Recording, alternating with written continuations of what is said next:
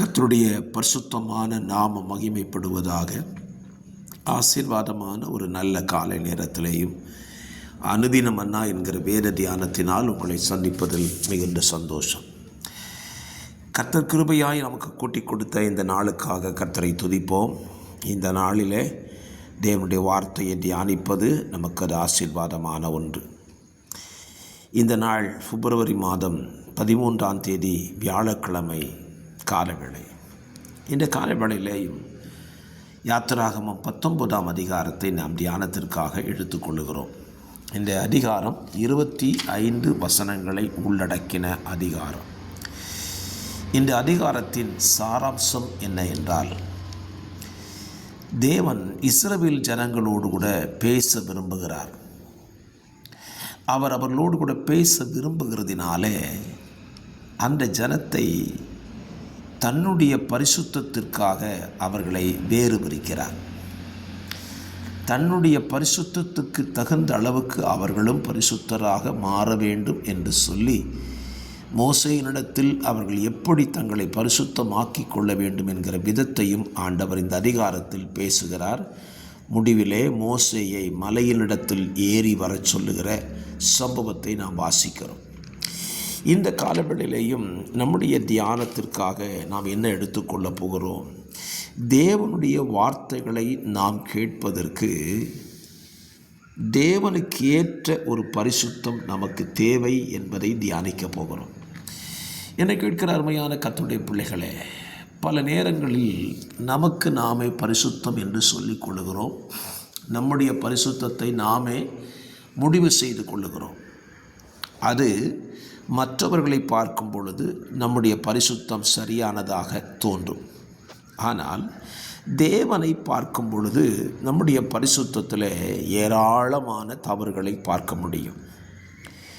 ஆகவே எந்த காரியத்தை எடுத்துக்கொண்டாலும் நம்முடைய பரிசுத்தத்தை நாம் கம்பேர் பண்ணும்போது தேவனிடத்தில் தான் அந்த பரிசுத்தத்தை கம்பேர் பண்ண வேண்டும்.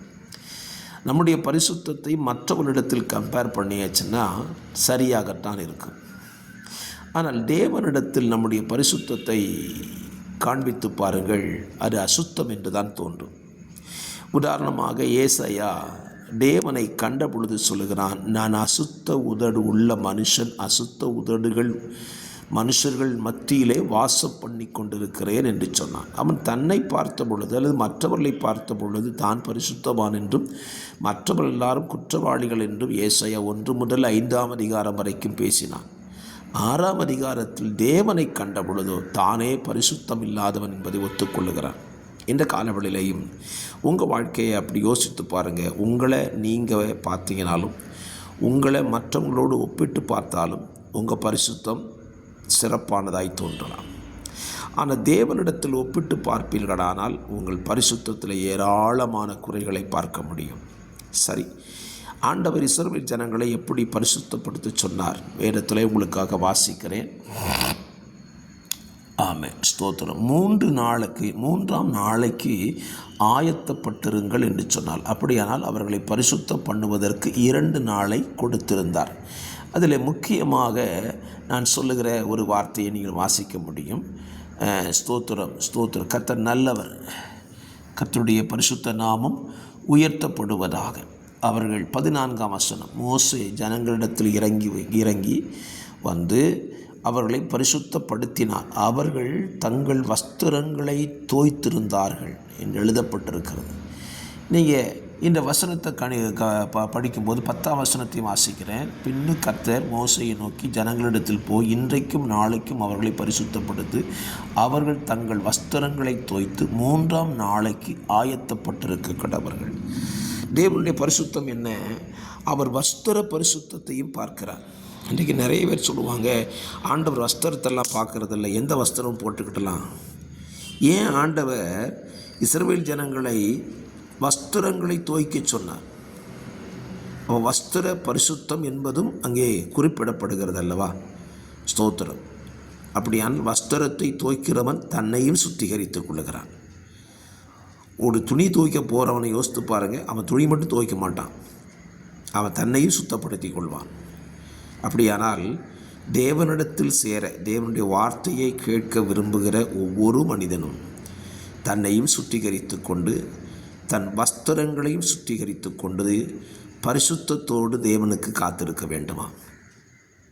என்னை கேட்கிற அருமையான கர்த்தருடைய பிள்ளைகளை, உங்கள் வாழ்க்கையை யோசித்து பாருங்கள். தேவ வார்த்தையை கேட்பதற்கு உங்களை பரிசுத்தம் பண்ணியிருக்கிறீர்களா?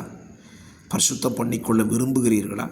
உங்களை மட்டுமல்ல, உங்கள் சரீரத்தை, உங்கள் வஸ்திரங்களை முற்றிலும் பரிசுத்தம் பண்ணுங்கள்.